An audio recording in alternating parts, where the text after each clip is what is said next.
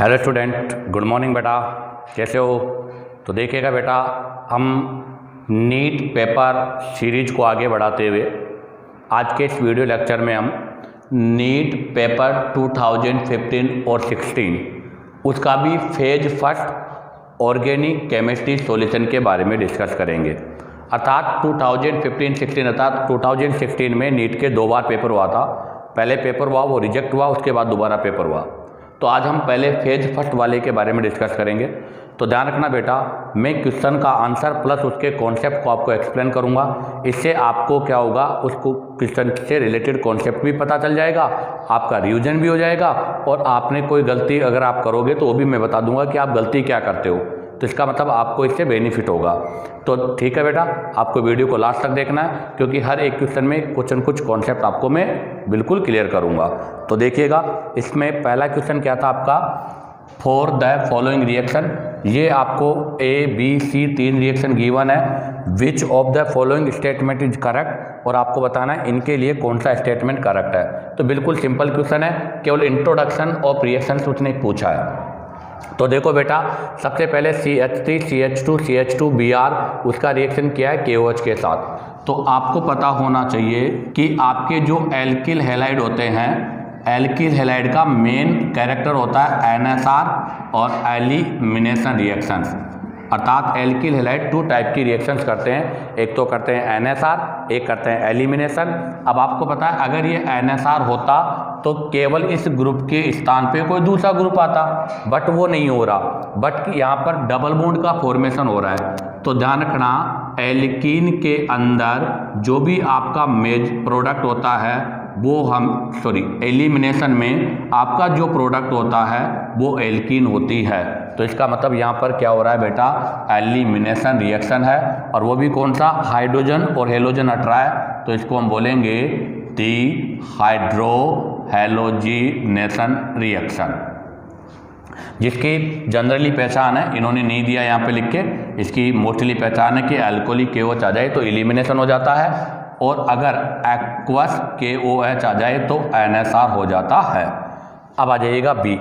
आपको B में यहाँ पर CH3B 2 डिग्री हैलाइड गिवन है। इसका रिएक्शन KOH के साथ किया है, और अब देखो बेटा, अब की बार Br को रिप्लेस किया है OH से। तो ये तो क्लियर हो रहा है कौन सा रिएक्शन हो गया, NSR हो गया। यहाँ एलिमिनेशन नहीं है, तो फर्स्ट में एलिमिनेशन हो रहा है, सेकेंड में NSR सब्स्टिट्यूशन हो रहा है। अब देखो C में क्या किया है उसने बेटा, ये डबल बॉन्ड है और इस डबल बॉन्ड पर Br2 को इस तरह से ऐड किया है। अब देखो यहाँ भी 2 टाइप की रिएक्शन होती है, एक तो होती है बेटा EAR इलेक्ट्रोफिलिक एडिशन और एक होती है ESR इलेक्ट्रोफिलिक सब्स्टिट्यूशन। तो ध्यान रखना, इलेक्ट्रोफिलिक एडिशन और इलेक्ट्रोफिलिक सब्स्टिट्यूशन ये दोनों ही किस पर होती है, अनसैचुरेटेड सिस्टम पर होती है। अब ध्यान दें, अगर इलेक्ट्रोफिलिक एडिशन है तो ऐसी कंडीशन पे आपका जो पाई बॉन्ड है, एडिशन में आपका पाई बॉन्ड हमेशा डिस्टोर हो जाता है, कभी भी पाई बॉन्ड नहीं रहता। बट इलेक्ट्रोफिलिक सब्स्टिट्यूशन में आपका पाई बॉन्ड वैसे के वैसे ही रहता है। अब आप देखो यहाँ पर ये पाई बॉन्ड खत्म हो गया, इसकी जगह 2 ग्रुप आकर आपने ऐड कर दिए। तो इसका मतलब यहाँ पर नए ग्रुप ऐड हो रहे हैं, और ऐड होने का मतलब कौन सा रिएक्शन हो गया बेटा, ये आपका एडिशन रिएक्शन हो गया। और वैसे भी आपको जनरली एक पॉइंट लर्न होना चाहिए था, क्या कि सर एल्कीन और जो एल्काइन होते हैं उनका मेन कैरेक्टर कौन सा होता है, इलेक्ट्रोफिलिक एडिशन रिएक्शन। तो बताओ पहला रिएक्शन कौन सा है, एलिमिनेशन, सेकंड वाला कौन सा है, सब्स्टिट्यूशन, और थर्ड वाला कौन सा है, एडिशन। तो बताओ कौन सा स्टेटमेंट करेक्ट है। पहला A is substitution, wrong. A and B are elimination, wrong. A is elimination, right. B is substitution, right. C is addition, बिल्कुल राइट। तो बताओ इसका आंसर कौन सा होगा बेटा, C। अब आप चाहो तो यहाँ से इसका स्क्रीनशॉट ले सकते हो। अब हम यहाँ से नेक्स्ट क्वेश्चन के बारे में डिस्कस करेंगे। तो देखिएगा बेटा, next question number 2, the product formed by the reaction of N aldehyde with primary amine. Aldehyde, तो आपके दिमाग में तुरंत क्लियर हो जाना चाहिए कि बेटा एल्डिहाइड आ गया तो एल्डिहाइड का जनरली रिएक्शन होता है NAR, न्यूक्लियोफिलिक एडिशन रिएक्शन। अब देखो ये मैंने एल्डिहाइड लिया है और इसका रिएक्शन करना है प्राइमरी अमाइन, तो ये आपका प्राइमरी अमाइन है।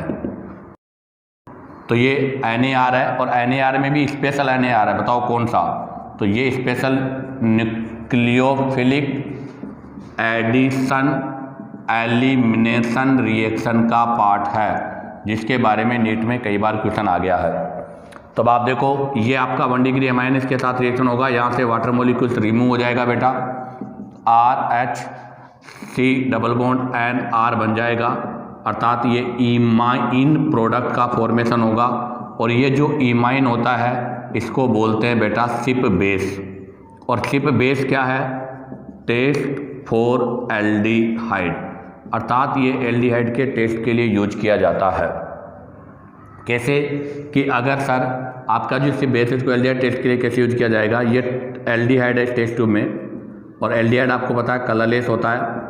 इसके अंदर अगर हम सिप बेस को डाल देते हैं तो इसका कलर क्या हो जाता है? वॉयलेट कलर हो जाता है। इससे ये आइडेंटिफाई होता है कि ये एल्डिहाइड ग्रुप है। तो बताओ इस क्वेश्चन का आंसर क्या होगा? Aromatic acid wrong, Schiff base right. अब आता है question number 3। In a protein molecule various amino acid are link together by. तो देखो बेटा, आपका अमीनो एसिड जो होता है are the monomer of proteins, अर्थात प्रोटीन को बनाने के लिए जो सबसे स्मॉलर यूनिट होती है वो अमीनो एसिड होती है। और एक अमीनो एसिड का जनरल फॉर्मूला, तो कार्बन के साथ में इधर COOH, इधर होता है NH2, इधर R, इधर H, तभी तो देखो इसके नोमेनक्लेचर में इसको बोलते हैं C टर्मिनल और इसको बोलते हैं N टर्मिनल, मतलब right hand side C terminal, left hand side N terminal होता है। अब ऐसा ही एक और हम अमीनो एसिड देंगे, तो ये आपका सेकेंड अमीनो एसिड ले रहा हूँ मैं, HNH, इसको R डेस मानता हूँ, इसको R2 मान लेता हूँ, H, और ये हो गया C डबल बॉन्ड OH। अब देखो यहाँ से जब ये आपस में मिलेंगे, क्योंकि ये पॉलीमर है तो पॉलीमर में बहुत सारी यूनिटें ऐड होगी, तो यहाँ से एसिड से OH और NH2 से H का रिमूव होगा, अर्थात वाटर रिमूव हो जाएगा और ये ऐड हो जाएंगे। तो बताओ इनके ऐड होने से क्या बनेंगे? तो देखो इनके ऐड होने से मैं इनके जस्ट सामने बना देता हूँ कि जब ये ऐड होंगे यहाँ पे, तो यहाँ से वाटर मोलिक्यूल्स रिमूव होगा, तो देखो इधर क्या होगा, तो यहाँ पर आ जाएगा आपका NH2N CR1 H C double bond O NH CR2 COOH और इधर H। अब आप देखो बीच में कौन सा बॉन्ड आ गया बेटा? एमाइड बॉन्ड आ गया। कौन सा बॉन्ड आ गया? एमाइड। और इस बॉन्ड को बोला जाता है पेप्टाइड बॉन्ड। क्या बोलते हैं? पेप्टाइड बॉन्ड बोलते हैं बेटा। क्या बोलेंगे इसको हम बेटा?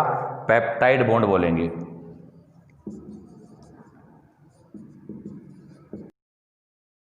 अब सुनना, अगर दो अमीनो एसिड के बीच में बनाया तो इसको हम क्या बोलेंगे? डाइपेप्टाइड। और अगर ये, तो ध्यान दें, अगर टू अमीनो एसिड्स के बीच में अगर आपका पेप्टाइड बॉन्ड बना है तो उसको क्या बोलते हैं? Dipeptide bond. और अगर आपके पास मोर देन 2, 10 या बहुत सारे में बना है तो फिर इसको हम क्या बोल देते हैं बेटा? Polypeptide bond. तो बताओ आपके जो प्रोटीन्स होती है उनमें जो अमीनो एसिड्स होती है उनके बीच में कौन सा बॉन्ड होता है? Polypeptide bond. तो बताओ इसका आंसर कौन सा होगा बेटा? डी। अब यहाँ इसने ग्लाइकोसिडिक बॉन्ड के बारे में डिस्कस किया है। आपको पता होना चाहिए सर कि आपके जो कार्बोहाइड्रेट होते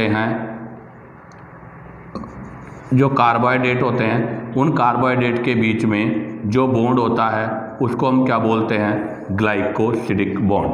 तो कार्बोहाइड्रेट में ग्लाइकोसिडिक बॉन्ड होता है, प्रोटीन में पेप्टाइड बॉन्ड होता है, और आपके जो न्यूक्लिक जो एसिड होते हैं उनके बीच में न्यूक्लियोटाइड बॉन्ड होता है। अब आप चाहो जिसमें हम पॉलीन्यूक्लियोटाइड बोलते हैं, अब आप चाहो तो यहाँ से इसका स्क्रीनशॉट ले लीजिएगा। अब हम यहाँ से नेक्स्ट क्वेश्चन के बारे में डिस्कस करेंगे। तो देखिएगा बेटा, next question number 4, the correct statement regarding the basicity of aryl amine is. आपको बताना है कि अराइल अमाइन के रेस्पेक्ट में बेसिसिटी का करेक्ट स्टेटमेंट क्या है। Aryl amine are generally more basic than alkyl amine. Wrong बेटा, अराइल अमाइन कभी भी मोर बेसिक नहीं होते। Aryl amine are generally less basic than alkyl amine because nitrogen lone pair electron are delocalise by interaction with aromatic pi electron system. बिल्कुल right है बेटा। C, aryl amine are generally more basic. नहीं, aryl amine कभी भी more basic नहीं होता। Aryl amine are generally, नहीं, कभी भी मोर बेसिक नहीं होता। अब मैं इसको एक्सप्लेन कर रहा हूँ, देखो आप बेटा। अराइल अमाइन से मतलब है एनेलीन, तो ये मैंने एनेलीन लिया है। अब आप ज़रा देखो, एनेलीन का जो नाइट्रोजन के पास लोन पेयर है, अगर ये लोन पेयर लोकेलाइज होगा तो इसकी डोनर टेंडेंसी मोर होगी। बट आप देखिएगा एनेलीन में इस पाई बॉन्ड का रेजोनेंस में इंक्लूड हो रहा है ये, तो यहाँ पर जब इसमें रेजोनेंस होगा तो आपको पता है इस नाइट्रोजन पर पॉजिटिव चार्ज आ जाएगा। इसका मतलब मैं क्या बोलूँगा कि एनिलीन में जो लोन पेयर होता है वो डी लोकेलाइज होता है with pi electron of aromatic ring, अर्थात आपके जो एनिलीन है उसके अंदर इसके जो लोन पेयर है वो रिंग के पाई इलेक्ट्रॉन के साथ डी लोकेलाइज हो रहा है। अब बताओ, अगर ये पाई इलेक्ट्रॉन डी लोकेलाइज हो रहे हैं तो इनकी डोनर टेंडेंसी क्या होगी? Less donor tendency. अब बताओ, इनकी अगर डोनर टेंडेंसी लेस होगी तो ये आपको पता है क्या होंगे? लेस एसिडिक होंगे। अब हम बात करते हैं किसकी? Aryl amine. RnH2 ये अराइल अमाइन है बेटा। आपको पता है R का प्लस आई इफेक्ट होता है, ये इसको इलेक्ट्रॉन देगा तो इस पर इलेक्ट्रॉन डेंसिटी बढ़ेगी। तो आप क्या बोलोगे? Electron density increase on nitrogen.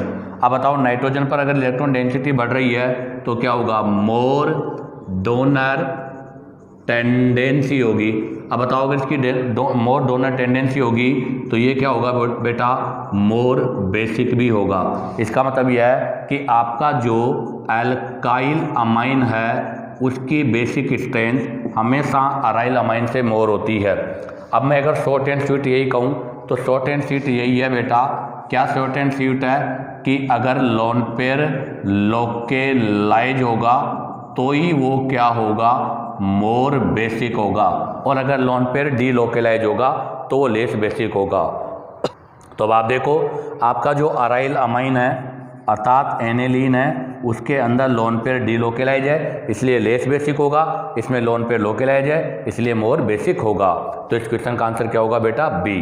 अब आप चाहो तो यहाँ से इसका स्क्रीनशॉट ले सकते हो। अब हम यहाँ से नेक्स्ट क्वेश्चन के बारे में डिस्कस करेंगे। तो देखिएगा बेटा, next question number 5, which one given below is a non reducing sugar. तो बेटा, नॉन रिड्यूसिंग शुगर से सेंस क्या है वो सुनो आप। नॉन रिड्यूसिंग शुगर से सेंस ये है कि आपका जो भी शुगर है वो इन साइक्लिक फॉर्म, अगर साइक्लिक फॉर्म के अंदर उसके कार्बोनिल जो ग्रुप है अगर वो बॉन्डेड है तो आपको पता है वो टोलेंट टेस्ट और ये टेस्ट शो नहीं करती, और ऐसी शुगर को हम क्या बोलते हैं? नॉन रिड्यूसिंग शुगर बोलते हैं। तो ध्यान रखना, नॉन रिड्यूसिंग शुगर से मतलब है इन साइक्लिक फॉर्म, उसकी जो साइक्लिक फॉर्म होती है उसके अंदर उसके कार्बोनिल ग्रुप बॉन्डेड होते हैं, अर्थात no free of carbonyl group, अर्थात उसमें कार्बोनिल ग्रुप फ्री नहीं होते। ऐसी शुगर को हम नॉन रिड्यूसिंग शुगर बोलते हैं। अब सुनना बेटा, आपके जितने भी मोनोसेकेराइड्स हैं, आपके जितने भी मोनोसेकेराइड्स हैं, इन सभी मोनोसेकेराइड्स में फ्री कार्बोनिल ग्रुप प्रेजेंट होता है, इसलिए ऑल आर रिड्यूसिंग शुगर। सभी क्या होती है? रिड्यूसिंग शुगर होती है, जो आपके बेनिडक्ट सॉल्यूशन के साथ, बेनिडक्ट सॉल्यूशन के साथ और फाइलिंग सॉल्यूशन के साथ अपना टेस्ट शो करती है। ओसाजोन का भी फॉर्मेशन करता है। सभी मोनोसेकेराइड, चाहे उसमें आपका ग्लूकोज आ जाए, चाहे फ्रक्टोज आ जाए, चाहे आपका मेनोज आ जाए, चाहे राइबोज आ जाए, चाहे राइबुलोज आ जाए, कोई सी भी हो। अब आता है बेटा आपका नंबर 2, डाइसेकेराइड्स। अब हम बात करेंगे डाइसेकेराइड्स। आपको पता है डाइसेकेराइड 3 है, MLS, maltose, lactose and sucrose. उनमें से माल्टोज और लैक्टोज दोनों रिड्यूसिंग शुगर है, only sucrose are the non reducing sugar. आपका शुगर ही जो आपका सुक्रोज है वो सुक्रोज ही क्या होता है बेटा? नॉन रिड्यूसिंग शुगर होता है। तो बताओ इसका आंसर क्या होगा, सुक्रोज। माल्टोज, लैक्टोज, ग्लूकोज सब रिड्यूसिंग है, बट सुक्रोज आपका नॉन रिड्यूसिंग है। क्यों है नॉन रिड्यूसिंग, उसका रीज़न क्या है, तो वो देखो उसका रीज़न क्या है। क्योंकि आपको पता है बेटा कि हम जब सुक्रोज का हाइड्रोलाइसिस करते हैं तो यहाँ से आपके पास ग्लूकोज और क्या बनता है, फ्रक्टोज बनता है। ग्लूकोज एंड फ्रक्टोज, वो भी कौन सा, डी प्लस ये अल्फा होगा, ये डी प्लस बीटा होगा। अब जब इनके बीच में ग्लाइकोसिडिक बॉन्ड का फॉर्मेशन होगा, ध्यान दे, ये जैसे मान लो मैंने बना दिया, ये ग्लूकोज है और इसका C1 कार्बन है ये, और यहाँ हम बनाएंगे क्या, फ्रक्टोज, ये आपका फ्रक्टोज है, ठीक है, और फ्रक्टोज में यहाँ पर ये CH2OH है, ये इसका 2 नंबर का कार्बन है। अब आपको पता है ग्लूकोज में तो नंबर 1 कार्बन पर एल्डिहाइड होता है और फ्रक्टोज में नंबर 2 कार्बन पर कीटोन होता है, और जब इनके बीच में ग्लाइकोसिडिक बॉन्ड बनता है तो बेटा वो ग्लाइकोसिडिक बॉन्ड C1 और C2 कार्बन के बीच में बनता है। इसलिए यहाँ पर आपके बोथ कार्बोनिल ग्रुप क्या होते हैं, बॉन्डेड हो जाते हैं। बोथ कार्बोनिल ग्रुप बॉन्डेड है, अर्थात फ्री नहीं है, इसलिए इसको हम क्या बोलते हैं, नॉन रिड्यूसिंग शुगर बोलते हैं। अब आ जाएगा next question number 6, which of the following is an analgesic. आपको बताना है कि इनमें से कौन सा एनाल्जेसिक है। तो बेटा ये केमिस्ट्री इन एवरीडे लाइफ का क्लासिफिकेशन ऑफ ड्रग्स है। आपको पता है एनाल्जेसिक ड्रग्स 2 टाइप की होती है, एक तो होती है नारकोटिक और एक होती है नॉन नारकोटिक, और एक होती है बेटा आपका नारकोटिक। एक ड्रग ऐसी होती है जिसका ह्यूमन हैबिचुअल हो जाता है और एक ड्रग ऐसी होती है जो हैबिचुअल नहीं होता। तो जिनका मनुष्य हैबिचुअल हो जाता है उनको नारकोटिक बोलते हैं, जिसके अंदर आपका मॉर्फिन आता है, और जिनका हैबिचुअल नहीं होता उनको नॉन नारकोटिक बोलते हैं। इसके अंदर आपका एस्प्रिन, पैरासीटामोल, ये इसी में आती है। तो इसने पूछा है कि बताओ इनमें से कौन सा एनाल्जेसिक ड्रग्स है। तो बेटा क्लोरोमाइसिन, नोवालेजिन, पेनिसिलियम, स्ट्रेप्टोमाइसिन।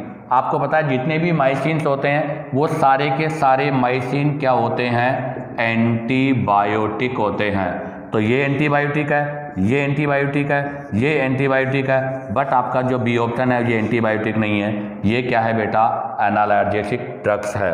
तो क्वेश्चन 6 का आंसर क्या होगा बेटा, बी। तो इसी के साथ आपका ये क्वेश्चन नंबर 5 और 6 कंप्लीट होता है। आप चाहो तो यहाँ से इसका स्क्रीनशॉट ले सकते हो। अब हम यहाँ से नेक्स्ट क्वेश्चन के बारे में डिस्कस करेंगे। तो देखिएगा बेटा next question number 7, the pair of electron in the following carb A9 is present in which of the following orbitals. तो आपको ये कार्ब एनाइन गिवन है बेटा, आपको बताना है इसके अंदर ये एनाइन जो है वो कौन से ऑर्बिटल में है।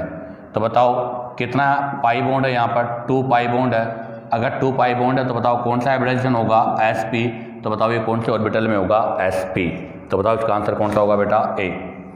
अब आ जाएगा question number 8, natural rubber hedge. आपको बताना है कि नेचुरल रबर क्या है। तो आपको पता है नेचुरल रबर होता है 1,2,1,3 ब्यूटाडाइन यूनिट, 1,3 ब्यूटाडाइन यूनिट, और उसमें सबसे ज़्यादा जो कॉमन होता है वो होता है 2-मिथाइल-1,3 butadiene, 2-मिथाइल-1,3 butadiene are the natural rubber. जबकि अगर हम बात करें किसकी, आपके नेचुरल है आर्टिफिशियल रबड़ की बात करूँ मैं, तो आपका जो आर्टिफिशियल रबड़ होता है उसमें यहाँ पर Cl लगता है, अर्थात नियोप्रीन आर द आर्टिफिशियल रबड़ एंड 2-मिथाइल-1,3 ब्यूटाडाइन आर द आपका नेचुरल रबड़। इसको हम क्या बोलते हैं, इसको हम क्या बोलते हैं बेटा, आइसोप्रीन बोलते हैं। इसको क्या बोलते हैं, इसको आइसोप्रीन। तो isoprene are the monomer of natural rubber, जबकि नियोप्रीन आर द आर्टिफिशियल रबड़। अब ये नेचुरल रबड़ क्या होता है, तो बेटा ये भी आपका एक कॉन्सेप्ट है, हमें डायरेक्ट टर्म से लर्न होनी चाहिए। आपके जितने भी नेचुरल आइसोमर्स होते हैं वो 6 कॉन्फ़िगरेशन में होते हैं। कौन सी कॉन्फ़िगरेशन में होते हैं बेटा, 6 कॉन्फ़िगरेशन में होते हैं। कैसे होता है इनका कॉन्फ़िगरेशन वो देखिएगा, CH3 CH2 इस तरह से अरेंज होगा, C डबल बॉन्ड C, यहाँ पर आपका क्या होगा H, यहाँ पर क्या होगा CH2, फिर यहाँ CH2, फिर इस पर कॉन्फ़िगरेशन होगा C डबल बॉन्ड C, यहाँ पर H होगा, यहाँ पर मिथाइल होगा, यहाँ पर आपके पास CH2 होगा, फिर अगेन जो कॉन्फ़िगरेशन होगा इसमें इस तरह से चलेगा। तो अब आप ज़रा देखो कौन से कॉन्फ़िगरेशन के अंदर है ये सिस, इधर CH2 है, इधर CH2 है, ये कौन से कॉन्फ़िगरेशन में बेटा सिस कॉन्फ़िगरेशन में है। तो बताओ इस क्वेश्चन का आंसर क्या होगा, नेचुरल रबर हेज ऑल सिस कॉन्फ़िगरेशन। आप चाहो तो यहाँ से इसका स्क्रीनशॉट ले लो। अब हम यहाँ से नेक्स्ट क्वेश्चन के बारे में डिस्कस करेंगे। तो देखिएगा बेटा question number 9, the correct statement regarding the comparison of staggered and eclipsed conformation of ethane, अर्थात इथेन के दो कन्फर्मेशन है, एक स्टैगर्ड और एक एपिलैप्स।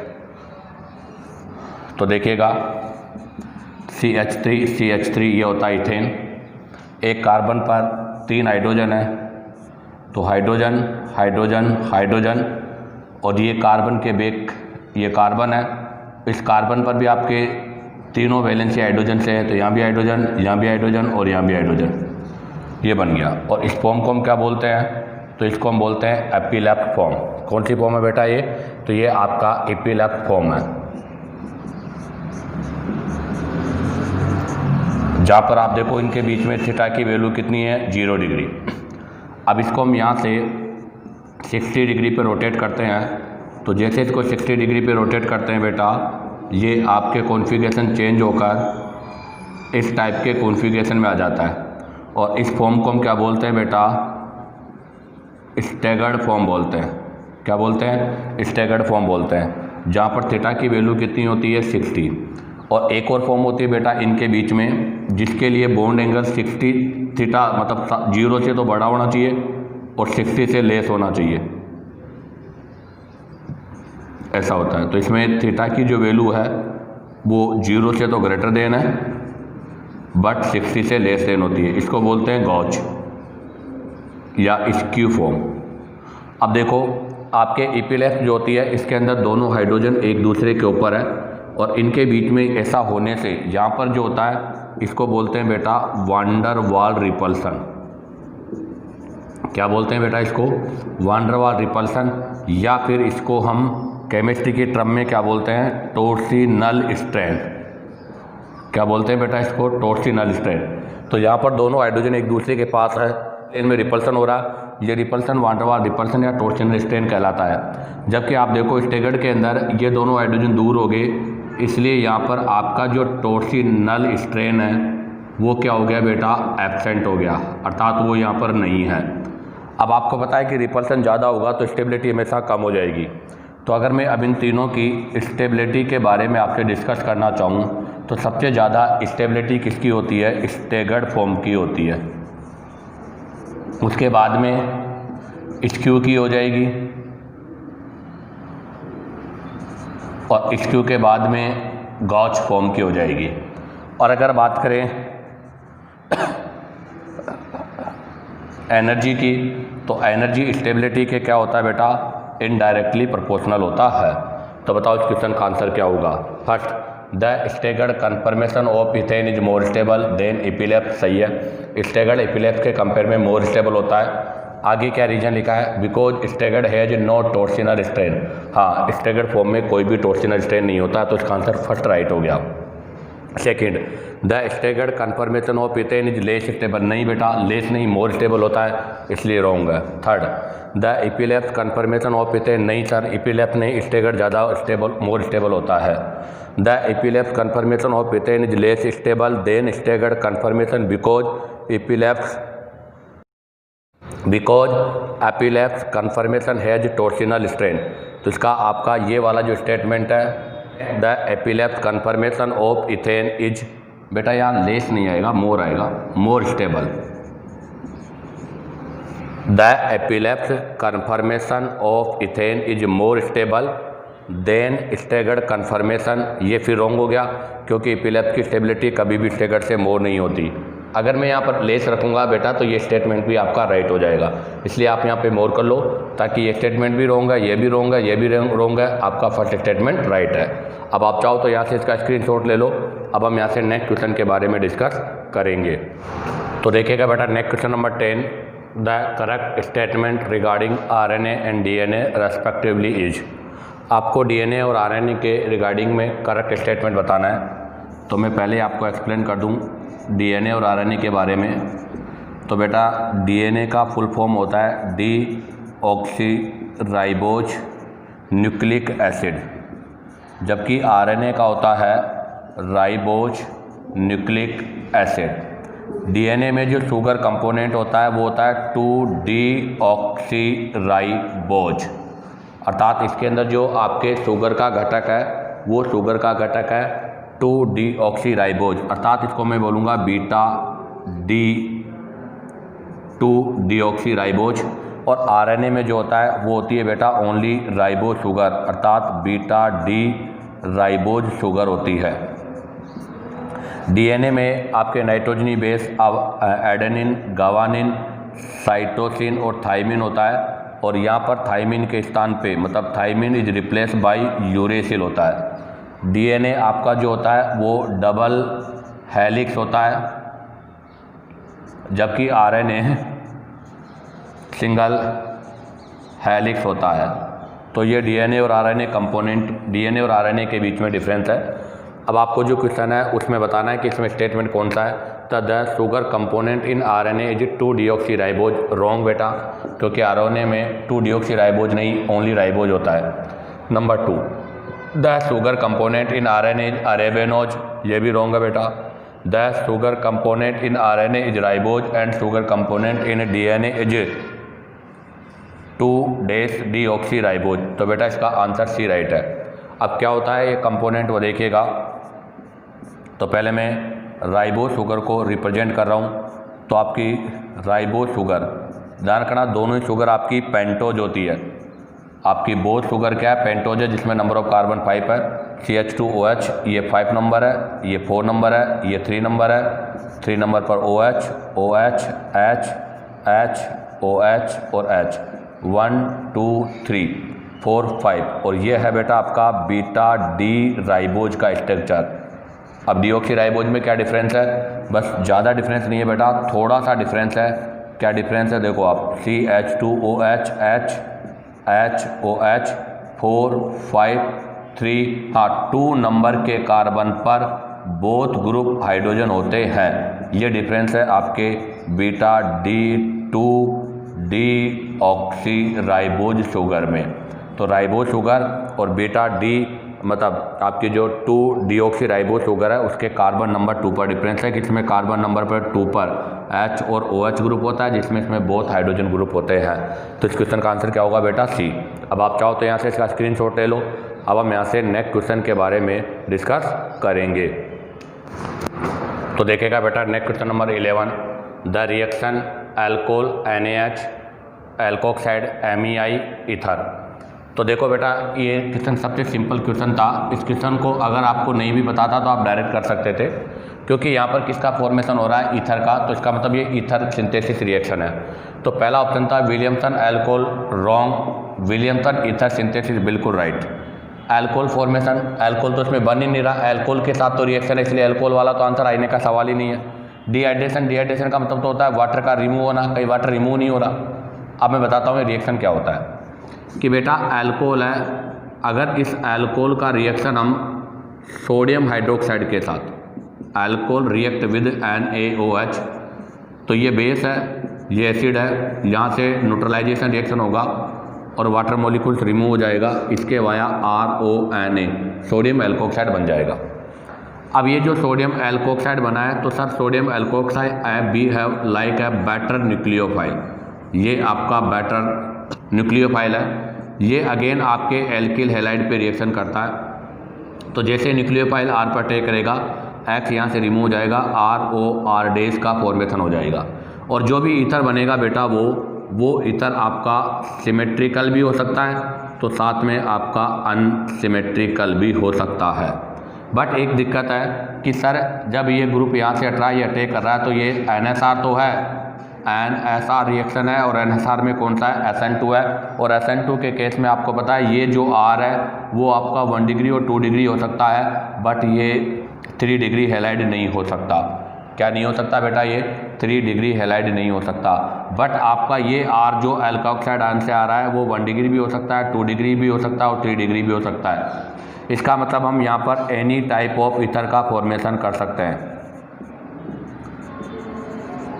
ध्यान रखना इस रिएक्शन से हम एनी टाइप ऑफ ईथर का फॉर्मेशन कर सकते हैं। अगर हम 3 डिग्री भी बनाना चाहे तो भी बन जाएगा। आपके आरडीएस जो है एल्कोक्साइड का है, इसको आप 3 डिग्री रख लो, आपके 3 डिग्री बन जाएगा। आपको 1 बनाना है तो 1 बन जाएगा। तो इसलिए sir it is the best method for the preparation of, तो ये ध्यान रखना best method for ether formation. तो ये ईथर फॉर्मेशन के लिए बेस्ट मेथड है, क्योंकि इससे हम किसी भी टाइप का ईथर बना सकते हैं। और इस रिएक्शन को क्या बोला जाता है? विलियमसन ईथर सिंथेसिस रिएक्शन बोला जाता है। तो ध्यान रखना इस क्वेश्चन का आंसर क्या होगा? Williamson ether synthesis. अब आप चाहो तो यहाँ से इसका स्क्रीनशॉट ले लो। अब हम यहाँ से नेक्स्ट क्वेश्चन के बारे में डिस्कस करेंगे। तो देखिएगा question number 12, in the reaction acetylene NaNH2 liquid ammonia CH3CH2Br NaNH2 liquid ammonia CH3CH2Br X और Y बन रहे हैं। आपको बताना है X और Y क्या है। तो सिंपल सा क्वेश्चन है, CH ट्रिपल बॉन्ड CH, आपको पता ये टर्मिनल एल्काइन है और टर्मिनल एल्काइन के पास ये क्या है? एसिडिक हाइड्रोजन है। तो जब इसका सबसे पहला रिएक्शन होगा NaNH2 के साथ तो एसिड बेस रिएक्शन होगा इसके via CH triple bond CNA, ये बन जाएगा। अब आप देखो ये जो बना है ये आपके पास यहाँ से बेटर न्यूक्लियोफाइल की तरह बिहेव करेगा बेटा। और अब इसका रिएक्शन करना है किसके ऊपर? एल्किल हैलाइड के ऊपर CH3CH2Br। अब एल्किल हैलाइड पे रिएक्शन होगा तो ये न्यूक्लियोफिलिक सब्स्टिट्यूशन है और वो भी कौन सा? SN2, क्योंकि बेटर न्यूक्लियोफाइल है। ये इस पर अटैक करेगा, Br यहाँ से रिमूव हो जाएगा तो CH3CH2C ट्रिपल बॉन्ड CH का फॉर्मेशन हो जाएगा। तो बताओ इसका EPC नेम क्या हो जाएगा? 1 2 3 4। तो ये बन जाएगा बेटा 1-ब्यूटाइन। अब आगे इसका दोबारा फिर नेक्स्ट मोल के साथ रिएक्शन करना है। अगर मैं इसका दोबारा वापस NaNH2 के साथ करूँगा तो ये बेस है, ये एसिडिक हाइड्रोजन है, वापस इसके पास अभी भी एक एसिडिक हाइड्रोजन है। तो ये इस एसिडिक हाइड्रोजन के साथ रिएक्शन करेगा तो CH3CH2C triple bond CNA plus minus हो जाएगा। और अब ये वापस क्या बन गया बेटा? वही बेटर न्यूक्लियोफाइल हो गया। अब इस बेटर न्यूक्लियोफाइल का अगेन रिएक्शन कराना है किसके साथ? एल्किल हैलाइड के साथ। तो वही क्या हो जाएगा? NSR, और NSR में कौन सा होगा? SN2। तो ये अटैक करेगा इस पर, Br यहाँ से रिमूव हो जाएगा तो CH3CH2C ट्रिपल बॉन्ड CH2CH3 का फॉर्मेशन हो जाएगा। तो ये तो था आपका X कंपाउंड और ये था Y। इसकी नंबरिंग 1 2 3 4 5 6। तो बताओ क्या नाम हो जाएगा इसका? 3 पर है तो 3 हेक्साइन। तो ये आपकी acid base plus NSR reaction है। तो बताओ इस क्वेश्चन का आंसर क्या होगा? तो पहले में 1 ब्यूटाइन है और दूसरे में 3 हेक्साइन है। 1 ब्यूटाइन 2 हेक्साइन 1 ब्यूटाइन 3 हेक्साइन। तो बेटा इसका आंसर B होगा। अब आप चाहो तो यहाँ से इसका स्क्रीनशॉट ले लो। अब हम यहाँ से नेक्स्ट क्वेश्चन के बारे में डिस्कस करेंगे। ठीक है बेटा, next question number 13, which of the following biphenyls is optically active. आपको बताना है इन बाइफिनाइल में से कौन सा ऑप्टिकली एक्टिव है। तो मैं आपको बता दूं ये होता है बेटा बाइफिनाइल का स्ट्रक्चर, ये बाइफिनाइल है। और आप देखो इस बाइफिनाइल में दोनों रिंगे आपकी प्लेनर है। ये आपका सिस्टम पूरा, तो ये पूरा आपका सिस्टम जो है वो प्लेनर है। और जब सिस्टम प्लेनर होता है तो वहाँ पर ऑप्टिकल एक्टिविटी नहीं होती, क्योंकि उनके अंदर प्लेन ऑफ सिमेट्री प्रेजेंट होती है। तो क्या करें फिर? तो इसके अंदर हम क्या कंडीशन है वो देखो, ऑर्थो डाई सब्स्टिट्यूटेड बाइफिनाइल जो होते हैं उनमें रिपल्सन होने की वजह से, क्या होने की वजह से बेटा? रिपल्सन होने की वजह से ये सिस्टम आपका नॉन प्लेनर बन जाता है। और नॉन प्लेनर सिस्टम होने की वजह से वो ऑप्टिकल एक्टिविटी करता है। बट उसके लिए कंडीशन क्या है वो सुनना। ये बाइफिनाइल सिस्टम बना दिया मैंने, यहाँ पर A है, यहाँ पर A, ये दोनों अगर बल्कि ग्रुप है तो इनमें रिपल्सन होगा। रिपल्सन होने से रिंग रोटेट हो जाएगी और रोटेट होने की वजह से आपका एक रिंग बोर्ड के प्लेन पर होगा और एक रिंग बोर्ड के प्लेन के बाहर हो जाएगा। इस तरह से दो अलग अलग प्लेन्स में रिंग आ जाएगा ये, और दो अलग अलग प्लेन्स में होने की वजह से आपका सिस्टम नॉन प्लेनर होगा और नॉन प्लेनर होने से यहाँ पर ऑप्टिकल एक्टिविटी होगी। बट एक चीज़ ध्यान रखना कि आपने कहा कि सर ऑर्थो सब्स्टिट्यूटेड ग्रुप पर ये है, जैसे यहाँ ए है, यहाँ पर भी ए है, बट यहाँ पर भी है, तो ऐसे सिस्टम में ऑप्टिकल एक्टिविटी नहीं होगी। क्यों? क्योंकि जब देखो रिपल्सन होगा, रोटेशन यहाँ भी होगा, ये रोटेशन हो गया, एक रिंग आपकी प्लेन में हो गई, एक रिंग आपकी प्लेन के आउट में हो गई। बट आप ज़रा देखो यहाँ पर भी ए है, यहाँ पर भी ए है, तो इसके अंदर यहाँ पर प्लेन ऑफ सिमेट्री है, यहाँ पर क्या है, इसमें प्लेन ऑफ सिमेट्री है, और प्लेन ऑफ सिमेट्री होने की वजह से ऑप्टिकल एक्टिविटी नहीं करता। तो कहने का मतलब यह है कि अगर एक ही रिंग पर दो सब्स्टिट्यूटेंट हो तो वो दोनों डिफरेंट होनी चाहिए, और आपके दोनों रिंगों पर तो केवल एक एक सब्स्टिट्यूटेंट होगा तो भी आपके क्या हो जाएगा, वो ऑप्टिकल एक्टिविटी कर देगा। तो ज़रा देखो फर्स्ट में कोई रिपल्सन नहीं है, both ring in same plane, both ring in same plane, दोनों रिंगे एक ही प्लेन पर है, इसलिए यहाँ पर ऑप्टिकल एक्टिविटी नहीं होगी। बी में भी आप देखो कोई रिपल्सन नहीं है, इसलिए यहाँ पर भी both ring in same plane है और दोनों रिंगे एक ही प्लेन पे है, तो यहाँ पर भी ऑप्टिकल एक्टिविटी नहीं होगी।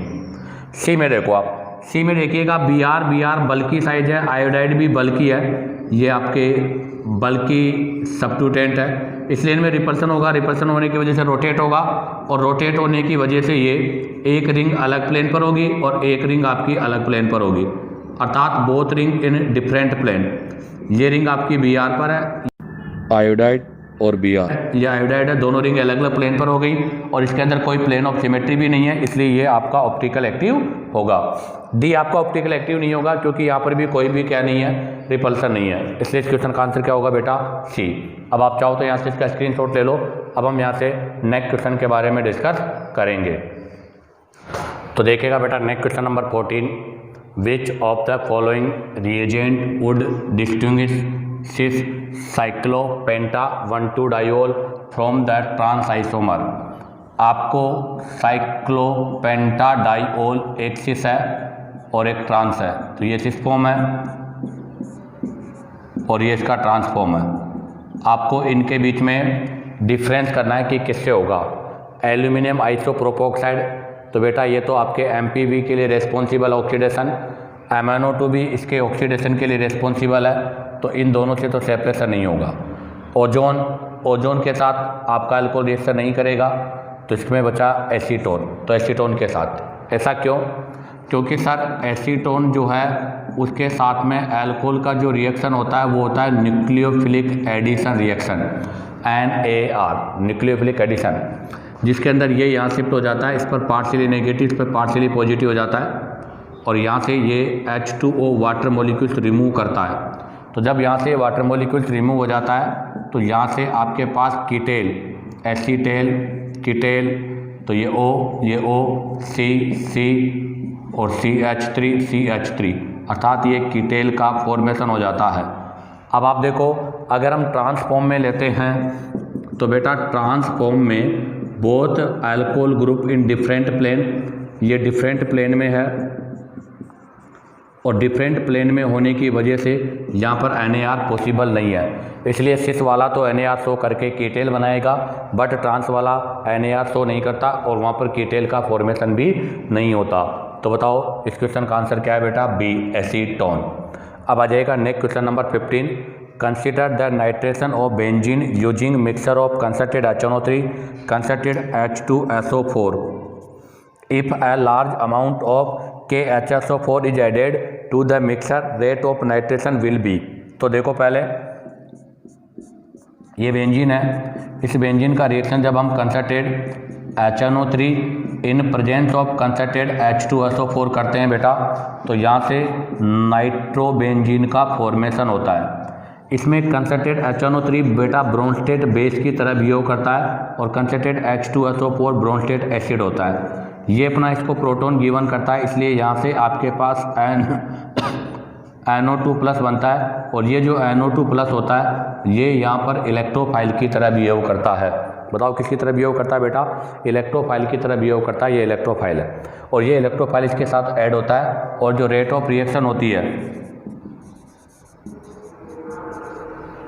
तो यहाँ पर जो रेट ऑफ रिएक्शन है वो आपके इलेक्ट्रोफाइल और उसके साथ साथ सब्ट्रैक्ट दोनों पे डिपेंड करती है।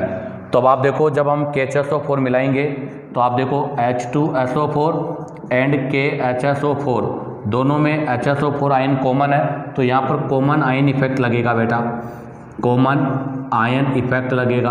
अब अगर कॉमन आयन इफेक्ट लगेगा तो इसका डिसोशिएशन अर्थात H2SO4 जो है उसका डिसोशिएशन कम होगा, डिसोशिएशन कम होगा।